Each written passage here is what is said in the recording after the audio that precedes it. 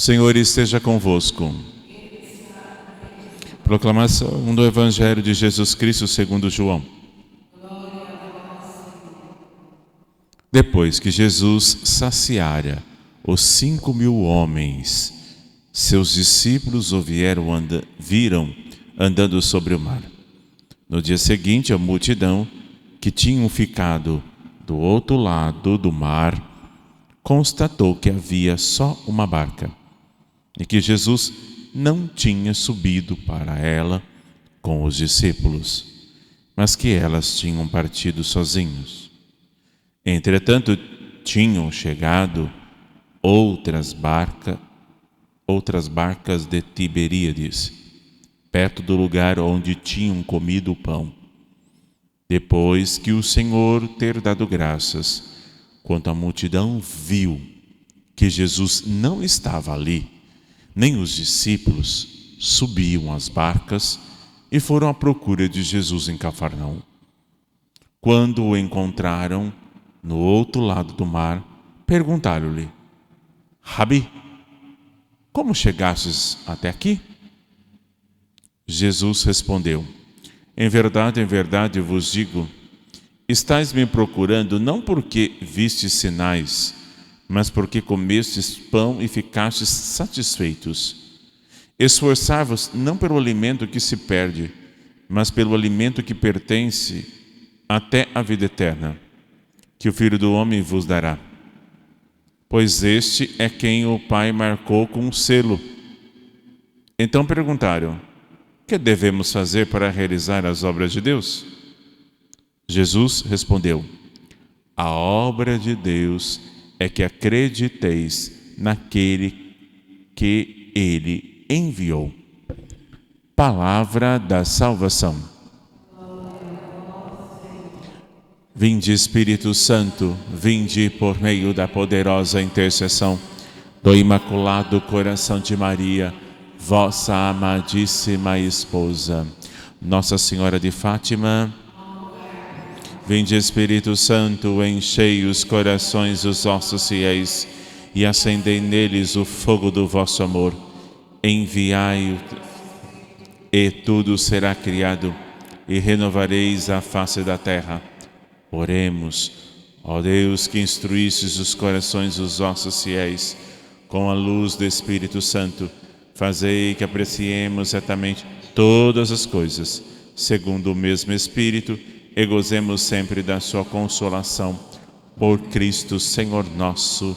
Amém. Em nome do Pai, do Filho e do Espírito Santo. Amém. Amados todos no Senhor, terceira semana da Páscoa de Nosso Senhor. Caros católicos, hoje o texto bíblico é do capítulo 6 de João. E o capítulo 6 de João, gosto sempre de dizer que é um capítulo católico, porque vai falar exatamente o discurso do pão da vida, vai falar da Eucaristia. É um capítulo inteiro em que Jesus pré-anuncia a Quinta-feira Santa. Protestante não vai falar disso, né? Não tem Eucaristia. Eles pulam. Se passa, vai falar do pão material e não o espiritual. Esse texto bíblico é a continuidade do de sábado. Por quê? Jesus acabou de multiplicar os pães. E olhou para os discípulos e disse: dai vós mesmos de comer. E os discípulos pensaram: mas uma multidão dessa, nenhuma padaria aqui desse lugarejo vai dar. Aí os discípulos pensaram: eu não tenho nada a dar. É isso que você tem que pensar também. Eu não tenho nada a dar a Jesus. Então dá os seus pecados. Eu não tenho nada a dar. Ele olhou do lado, viu 5 pães e 2 peixes. A generosidade daquele menino fez a multiplicação. Você tem que ser um coração generoso. Aquele menino deu tudo. Ele não deu o que sobrava. Ele não entendeu Ele não poderia adivinhar que Jesus ia multiplicar os pães. Ele entendeu que Jesus, humanamente, ia pegar os pães e repartir. É isso que você tem que fazer. Humanamente, você não sabe o que Deus vai fazer, mas você dá com generosidade para que Ele multiplique. Dar com generosidade. Aquele menino entregou e Jesus multiplicou. Depois, o povo gostou do pão. O pão é bom. E aquele povo entendeu que Jesus era um governo democrático. Aliás, um governo democrático. Que fazia a bolsa pão. Ou assistencialismo. O povo gostou disso. E aí aqui, no evangelho de hoje, o povo ficou completamente agitado. Onde Jesus está? Aí começa a saga. Eu vou para um lugar, eu vou para o outro, ele não está aqui, ele está do outro lado. Essa decisão que você deve ter em sua vida. Onde Jesus está? Eu vou atrás dele. Mesmo que esses que iam à multidão com interesse só do pão. Esse é um interesse desordenado. Quando eu fico atrás de Jesus para os bens materiais. Senhor, me dá uma casa, Senhor, me dá um emprego, Senhor, me cura. Isso é lícito?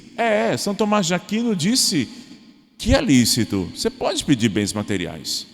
Mas esses bens materiais devem estar a serviço do Senhor. É a união da sua vontade e da vontade de Deus. Intenção. Qual é a sua intenção de pedir? E essa intenção é santa ou não? Não entendeu ainda? Vou explicar.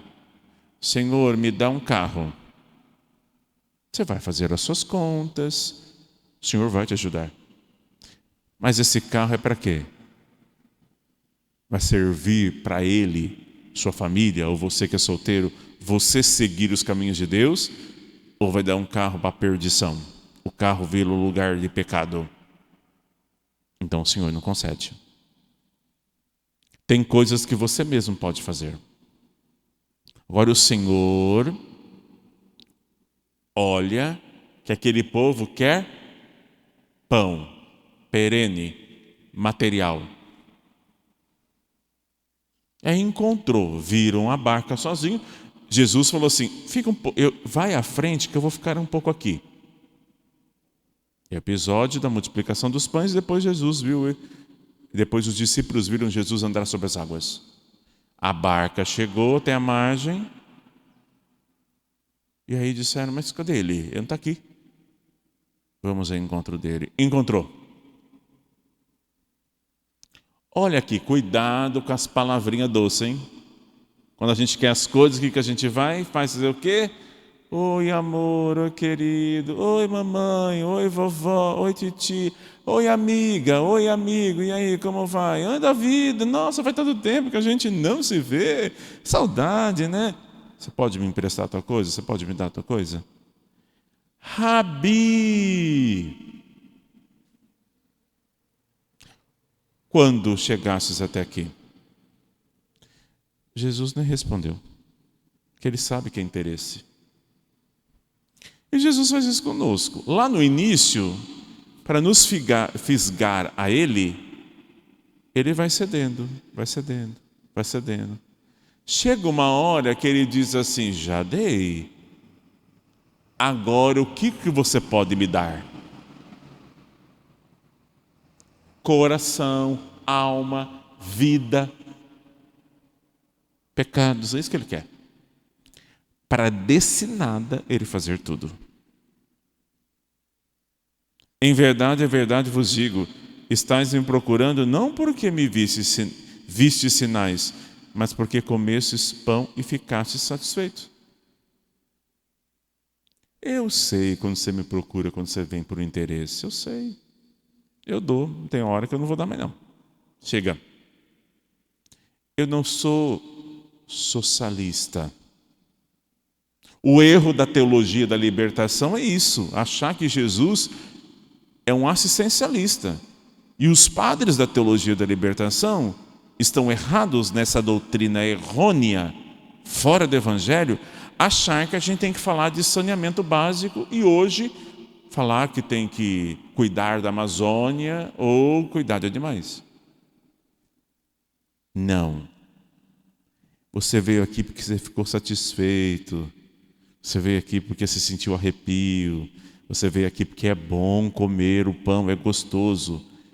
E aqui comeu, e não é só comeu e ficou com fome, ficou satisfeito. Quando Jesus multiplica, Ele nos sacia a nossa fome. Ficou satisfeito. Não precisou nem repetir.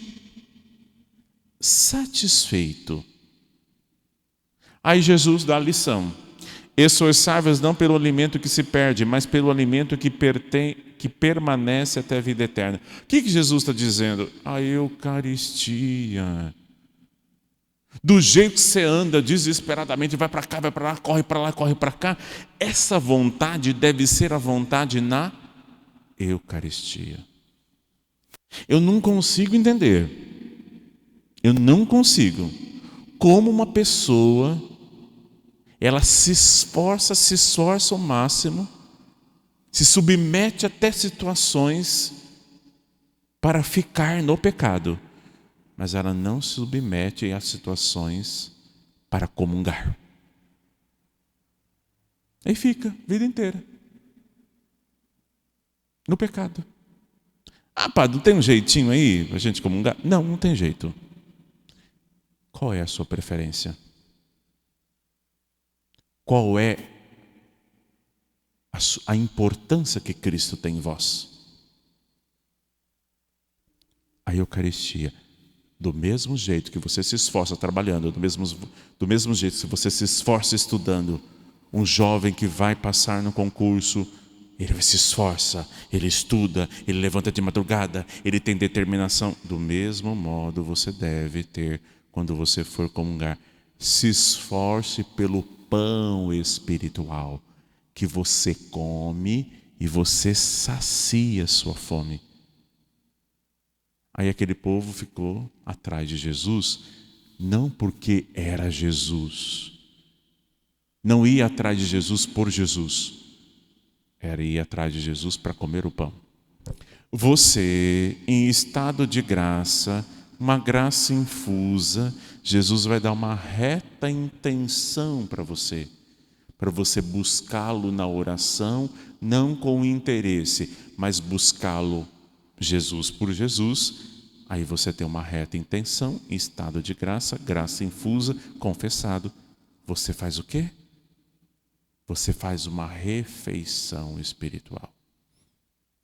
Buscando Jesus porque Ele é, não pelos interesses. Aí Ele vai mudando o seu semblante, mudando o seu ser. Aí sim, você comunga com perfeição, com dignidade e com o desejo